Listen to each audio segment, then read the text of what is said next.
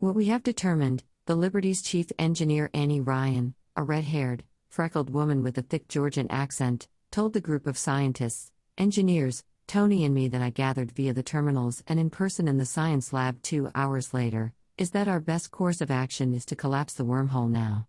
We've been reading Rex Morgan's information about this wormhole, and it was set to collapse at the 150-year mark, but from the damage that is happening to the planet, we cannot wait that long. From his notes, Colonel Masters has given me permission to take a team to India 7 and shut down the wormhole.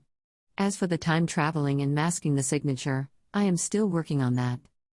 I pulled Tony away from the group and said in a hushed tone, I get that, but isn't that what the supervisors and the Zeitverschidete wanted in the first place? Why would they want us to do this? Is it because they did not know how? It just doesn't make sense. I mean the Zeitverschidete trying to kill me, the prophecy, killing Ethan and Dominic. There has to be more to this than wanting us to collapse the wormhole. Tony, dressed in a black t-shirt and jeans, nodded. I agree, but what? I'd studied him when I learned he was being assigned to me, and in none of the pictures I'd seen, never was he dressed in casual clothes, such as today. It must be hard living in the spotlight, always worrying who would see him and publicize it. I kind of felt sorry for him. It has to be big to go through all that trouble. It has to be that they have killed 2 people and tried to kill a third. Yes, but you are assuming that your, Drew's and Ethan's parents, the supervisors and Zeitverschidets are in on this together. Isn't it more probable that each group has a different agenda? I don't know. Maybe. How long have you been an agent? Because, in my world, the odds are better than you think.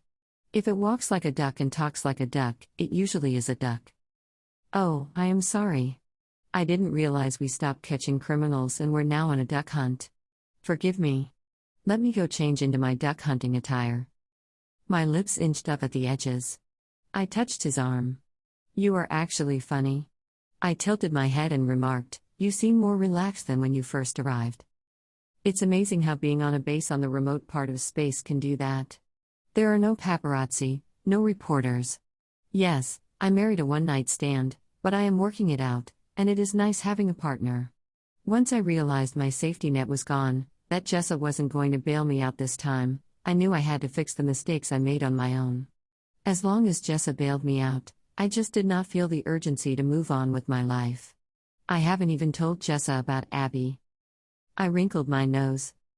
Tony stared at me and required, you told her? What gave you the right? I shook my head and put up my hand to stop him.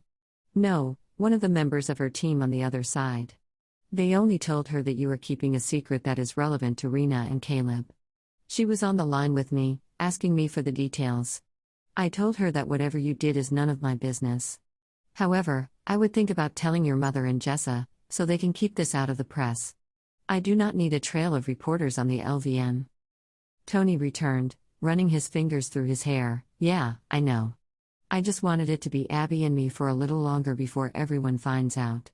He studied me for a moment and decided, it was Tracy, wasn't it? That is the one thing that bothers me about my marriage to Abby. Tracy. I just do not know how she would feel. I wagged my thumb at Tony and mentioned, I believe that is what Jessa wanted to talk to you about. She has a message for you from Tracy.